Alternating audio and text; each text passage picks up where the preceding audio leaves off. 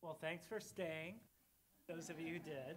It is not always easy being the last person to speak at the end of a long day, but I'm really glad to have been invited. I've learned a lot today, and I've really enjoyed it. I work more in the Hep C world, and while I have a lot of personal background around hepatitis C that I'll talk about later, I don't know as much as I should, and I learned a ton today, so thank you for having me. I was also glad to be given the title of the talk to give because the Hepatitis C Task Force is I'm really just going to tell a story. I'm going to tell the story of a handful of people who really made a tremendous difference in San Francisco around hepatitis C. We are nowhere near what Janet and SF Hep B Free have been able to do. They are an absolute model. I'm always amazed when I see the presentations. I'm going to talk a little bit. We're working with them a little bit. We are years behind, and we are grassroots and a lot more public policy focused, trying to get our local government to take much more of a leadership role. So I'll be telling a much shorter story than Janet did, but I'll also talk about some of the ways we've been collaborating and working together, and I think kind of a model that a lot of cities could look to. So I'm going to tell the story of the San Francisco Hepatitis C Task Force, which is real, like I said, I forget that Margaret Mead quote, I was going to put it in, but everybody always says it, but it's that one about don't underestimate the power of a couple of people to change the world, because that's what, I'm butchering the quote, but I know you know what it is, and that's exactly what happened. And this is sort of the timeline. It looks great on one slide. It was actually kind of a long and arduous process. But back in November of 2007, I don't know if anybody knows, I know a few of you know Martha Saley.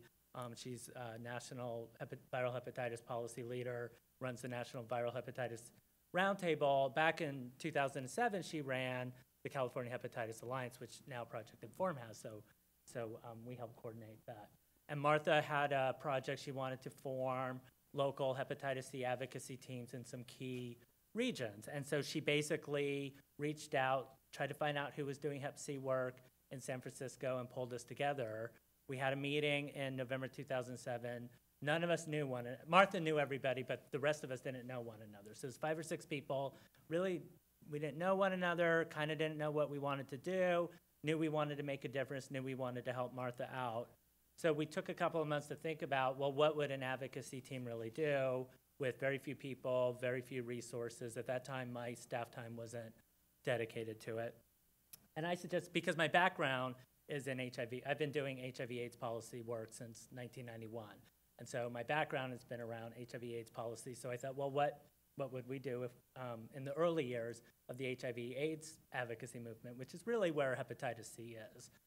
You know, as we know, there's not a lot of money, not a lot of advocates, not a lot of people speaking up, not a lot of leadership in government. And I thought, well, why don't we just start by meeting with our local elected officials. We don't have an ask yet. We don't really know what we need specifically in terms of funding or legislation, but why don't we just start educating them about the hepatitis C epidemic in San Francisco, and ideas might come from that.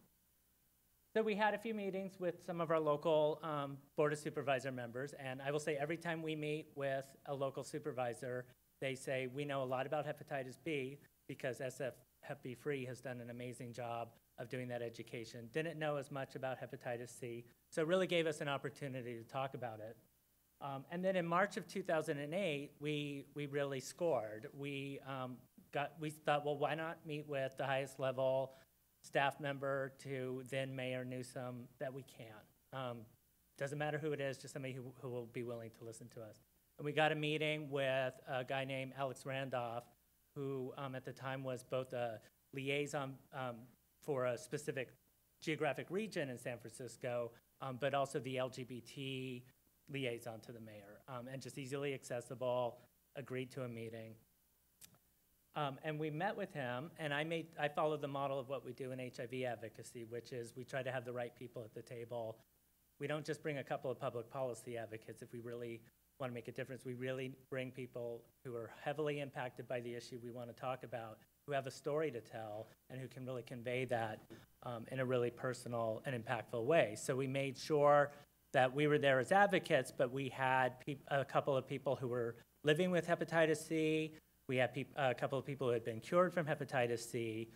And we started with just sort of he knew nothing about hepatitis C, so we did the basic education, but we did it through letting people tell their stories, letting people talk about the treatment they went through, treatment that hadn't worked for them. From that one meeting and those personal stories, Alex said, well, the way we like to do things in San Francisco to address an issue is we set up a task force, which in some ways is a way of just kind of shoving an issue into a group of people and saying, here it is. But a lot of task forces have actually been really impactful in San Francisco. There's been task force on homelessness, on the crystal meth epidemic several years ago. So we grabbed that opportunity, so we really wanted to do that.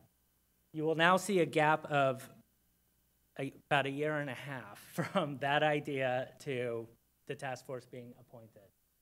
And I will spare you, because it's the end of a long day and it's a beautiful day, all of the details, but and I'll talk about some of the lessons that we learned. But when you work with government, and some of you work in government, some of you work with government, you know that things don't happen immediately. A lot was put on us. The mayor said, yes, I will do a task force, but it's on you to develop a proposal. You need to tell us why we need this task force. You need to make recommendations on who will serve on this task force. You need to tell us what the desired goals and accomplishments will be. And you need to show community support for this. So we had to do our work as advocates. We had to get letters from organizations and individuals to the mayor. We met with other staff members to talk about the issue. We had to find 32 people who would be willing to serve on a task force, and we had to make sure it was representative and included all the stakeholders. And that actually led to one of the biggest delays, and the mayor did the right thing. We submitted a list, and they looked at it, and then they looked at the communities that we indicated were heavily impacted by hepatitis C, and they said, your group is not representative based on what you've told us. And they made us go back and really dig deep and really work with community to get folks who were actually representing the hepatitis C epidemic in San Francisco, which I thought was invaluable. It's frustrating to have to spend so much time to put something together, but it was the right thing to do, and it's what really helped lead to the recommendations that we put together. So in September 2009, then Mayor Newsom formally appointed the task force. Now, it was really important, even though we got frustrated with the delays, it was really important to us to have this be an official task force established by the mayor and appointed by the mayor. We could have very easily just said, we want to be a San Francisco task force, so we want to be a San Francisco coalition, and just put ourselves together and start a meeting. But what we wanted was ownership from the mayor, and we wanted ownership from the city. So if the mayor is going to take the time to say, and understand the epidemic enough to say, this is so important, I'm going to put my name on it, I'm going to put the city stamp on it, that's going to make it a lot easier for us once we complete our work, because we could say, this is the city's, this isn't just our work, this is the city's work. So that's why we really stuck to our guns on having it appointed by the mayor. Little did we know that the mayor would then run for another office and leave before we finished our work, which I'll talk about in a second. So this is really what we did under the mayor. We were under the mayor's auspices for 16 months, from September of 2009 until we finished our report at the end of 2010. And we worked phenomenally well. Like I said, I'm from the HIV world. I think some of you may work in HIV or have worked in HIV, and I will say very easily that the concept of a group of people coming together and getting something done really sort of flawlessly and really working out issues easily and not having it be a bloodbath, it was really kind of amazing to me. And I think, one, we had 32 extremely passionate people who were just so thrilled to be able to come together and address an epidemic that nobody really talks about or talked about at the time. And also, we didn't have anything to fight over because we don't have anything. So when you don't have anything, there's no turf war, there's no funding wars. We were just really a group of 32 people who really wanted to develop quality work. So we broke into subcommittees, because as you know, everybody's got their own interest and their own expertise. I can never talk about research and surveillance. It's not my expertise. I'm a public policy person, so I took on that group. We had the care and treatment group because we had medical providers, we had nurses, we had people who really just wanted to look at that issue. We had the folks who are most interested in public awareness and speakers bureaus and prevention campaigns. So they broke into that group. And the end result is this document. So we've got our national plan, which is awesome. California has a really good state plan, and now we have our local plan. And they're all similar in a lot of ways, but this one addresses a few issues that aren't addressed in those that are really sort of San Francisco specific. And we were able to, and that's a typo on the 2009. This was released in January of 2010. I'll say we had barely any funding to do any of this. We got a small grant from the San Francisco Foundation, which allowed us to hire basically a consultant to put together this report and print the report. That's really all the funding, and to have some food at meetings. You have to have food at meetings. But this is really a group of volunteers who met twice a month for 16 months. It's worth a read, and I've got the website address at the end, or I can also, if anybody's interested, get in touch with me and I'll mail you a copy. Some of our top recommendations, our sort of number one recommendations, we thought the city should really have someone in the Department of Public Health who is coordinating hepatitis C programs. That has now expanded because of the work we're doing with SF Hep B Free, and we're advocating together for someone to oversee viral hepatitis, particularly because of all of Janet's great work and wanting to make sure that continues within DPH. So we're actually, and I'm relatively cautiously optimistic in this budget era that we're getting close to that, so that we're modeling sort of what we've got at the state level with the state coordinators, that we have somebody in San Francisco who's just looking at that area. We have a lot of recommendations around implementation of the Affordable Care Act. We wanted to have some recommendations that don't cost any money, because we know that if everything here costs a lot of money, it'll be very easy for the city to say we can't do any of it. And there's a lot of small things, but really important things that the city can and does do, such as instructing its federal lobbyists to be defending the Affordable Care Act against any attacks, and talking about the reasons why, and talking about viral hepatitis. That doesn't cost a dime. That's being done, and that's because of our recommendations. Provider training came up through the care and treatment working group that is in the national plan, but really wanting to see that San Francisco can be a model in that kind of training. I'm not going to pretend so it's a year and it's 2 years later since this has been, and I'm not going to pretend that we're anywhere close to achieving all of these goals, but we have something that we're working with.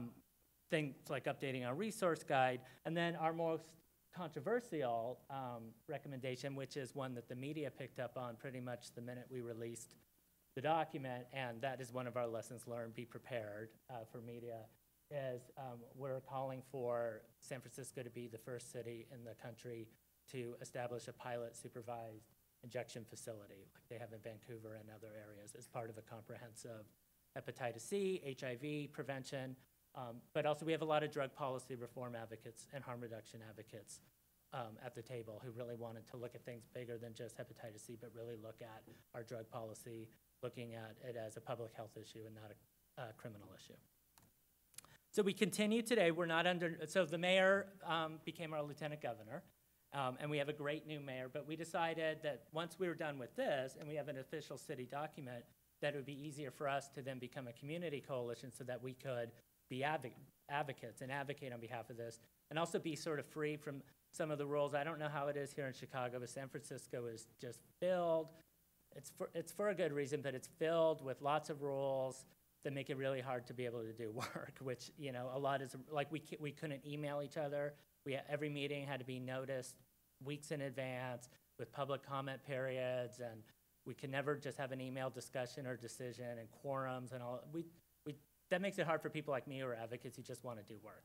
And so we decided that we would just be looser and more nimble and stay together as a coalition to advocate for implementing these recommendations and do our own education work the best we can with really no resources.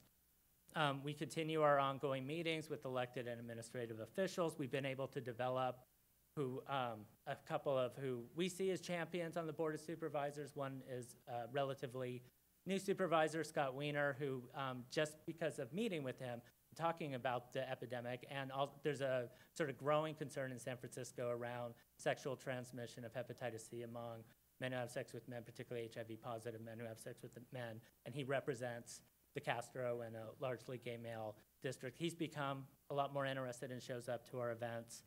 Last World Hepatitis Day, we did a great postcard awareness campaign that just provided we got a grant from Vertex to provide really basic information about hepatitis C. And we went to BART and Muni, which is our public transportation stops, and handed them out and talked with people all day long about hepatitis C. I want to talk briefly about the collaboration we've done. And the collaboration is really led by Janet and Ted Fang, who really reached out to us to find ways that we could work together. You know, in some ways, there isn't a great need to work together. We work on different campaigns, in some ways with different communities, but in some ways we really can come together and talk about viral hepatitis as one epidemic the way we do at the national and state levels. Last year at the big liver science meeting that AASLD put on in San Francisco, we did a joint press conference because Dr. Ko was in town for the Hep B Free Gala and for the conference, and we were able to have people talking about their own experiences with hepatitis B and their own experiences with hepatitis C. They were great community speakers, got a bit of press around that. This May 19th, we're actually collaborating. May 19th happens to also, besides being Dr. John Ward's birthday that we learned, which I wrote down because he's actually coming to join us for this event. It's also the Asian Heritage Street Celebration, which is a really big street festival in San Francisco that Ted Fang, who's co-founder of Hep B Free, his Asian Week Foundation puts on. So we came together as an alliance, members of the task force and Hep B Free, and decided, well, why don't we use the and for years there's been obviously hepatitis B screening and education at that event. But we thought, how could we build in some hepatitis C around that? So we'll be providing some limited Hep C testing, sort of based on people's responses to risk or age-based questionnaire. We've created a flyer that talks about Hep B and Hep C in the Asian Pacific Islander community. And then there's a professor at San Francisco State who has a particular interest in Asian Americans and hepatitis C, and she developed a one-page survey that I will be in charge of, and just going out and just really just trying to find out what folks in the community know about hepatitis C, if there's particular stigma around it, that will help us with education efforts in the future. So and Dr. Ward is joining us for that event that afternoon. We're going to try to get some press around that. So and we'll do something for his birthday too. And that's what this Hep C Alliance is. Just a very loose group of those of us in each group who are really interested in coming together around particular events. We're not formal, doesn't mean that we're creating yet another coalition or organization, but wanting to see where we can partner and maximize our resources. In many ways, it is Hep B Free really sort of reaching back, and we're very happy to grab on and do what we can. I want to just close by talking about some lessons learned, and I think anybody who's worked in coalition knows about this, but patience is key. I'm an advocate. I'm not a patient person. I lost my partner to hepatitis B and liver cancer in 2001. He was 33 years old. I was 31 years old. I had not a clue what hepatitis B was. Then 2 years later, my uncle died of hepatitis C. I have another uncle with hepatitis C.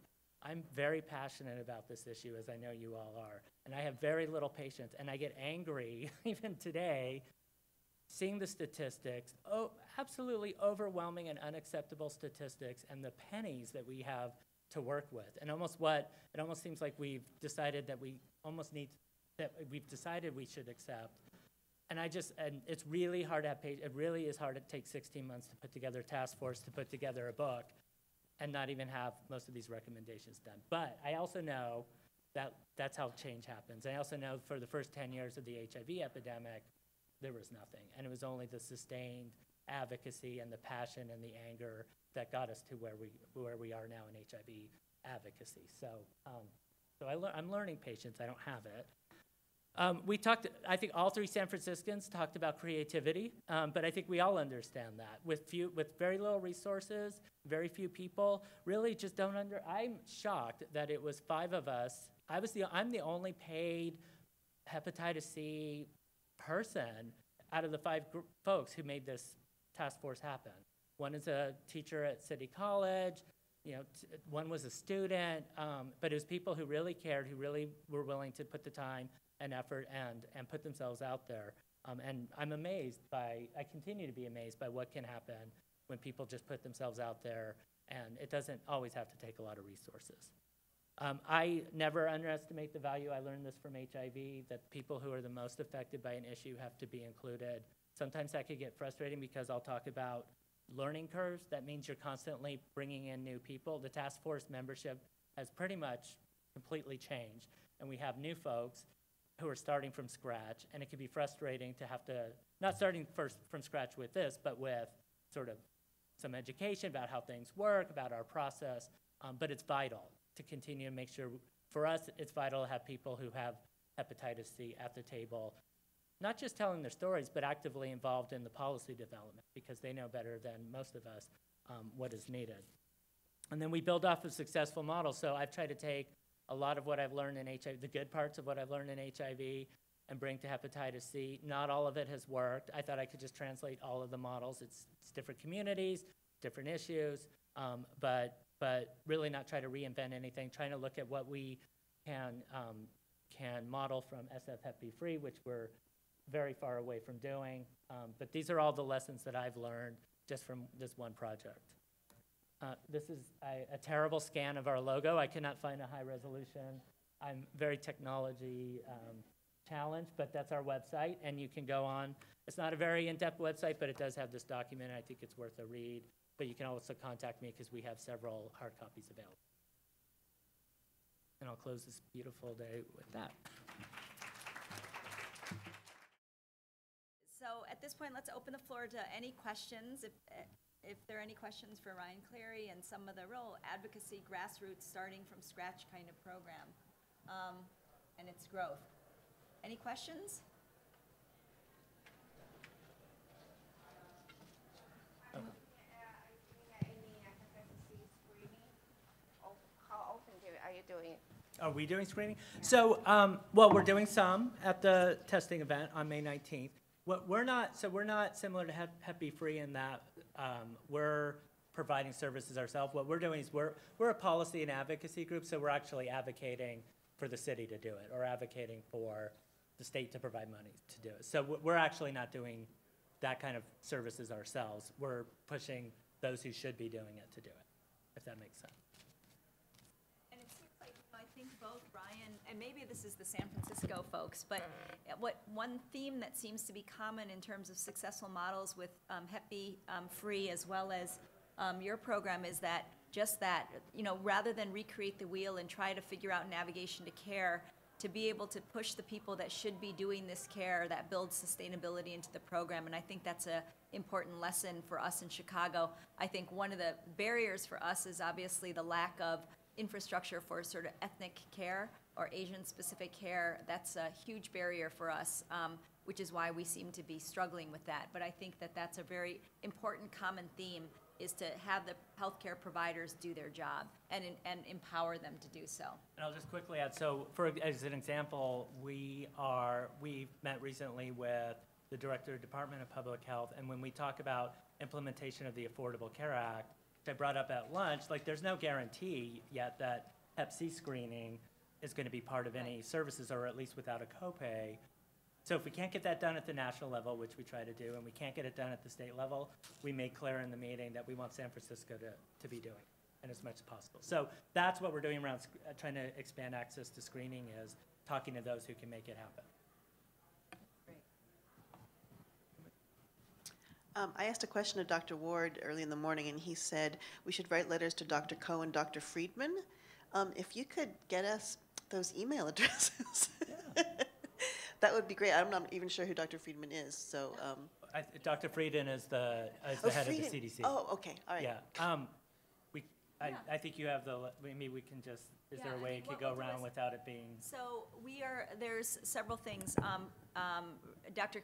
Ray Kim, we spoke this morning, his slides are not included in your thumb drive. And so what we can do is we'll also provide links to both Dr. Coe's office as well as Dr. Frieden. So there are several things that are open to public comment right now, and I think it will be important. So we'll try to put that on our website. And probably Dr. Sebelius's office too. Yeah, that's probably true. As well. Can I also add, I thought his answer was right. people have got to, we've all got to be contacting Congress, because Congress is actually the group that appropriates money. So when you saw the stats on how much, I don't like to get too much into the HIV versus viral hepatitis line item because I work on both, but when you saw the graph, and the graph is crazy, it's Congress that appropriates, it's not the CDC does it. There's some money within CDC to play with, but Congress passes a budget that then CDC has to implement. And so if you think there should be more money for viral hepatitis, in addition to talking to CDC, got to talk to your own members of Congress, your senator, candidates running for office, emailing the president, because they're the ones who can actually really plus up that budget. I don't have the president's email. I think it's president@whitehouse.gov. Oh, is that right? He's all over Facebook, so you Oh, could just. okay. Well, again, Ryan, thank Okay, you of so course. much.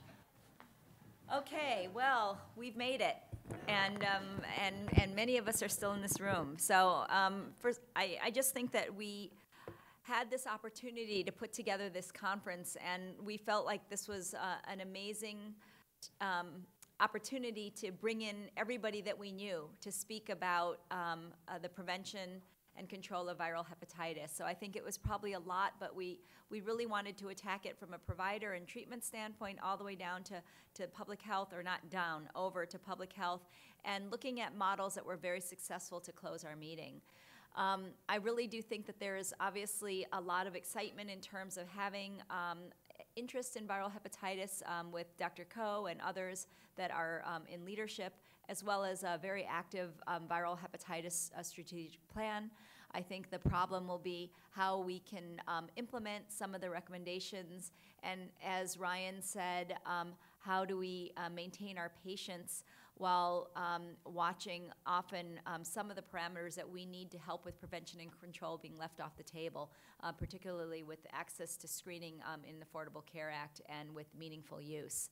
So I think that we are so much further ahead today than we were in years behind, but I think that it's still a really long road to be able to make this a reality. I do think that we were able to eradicate smallpox with effective vaccine. We should be able to do the same coming up with hepatitis B if we institute sort of a tracking mechanism and implementation mechanisms in the right way.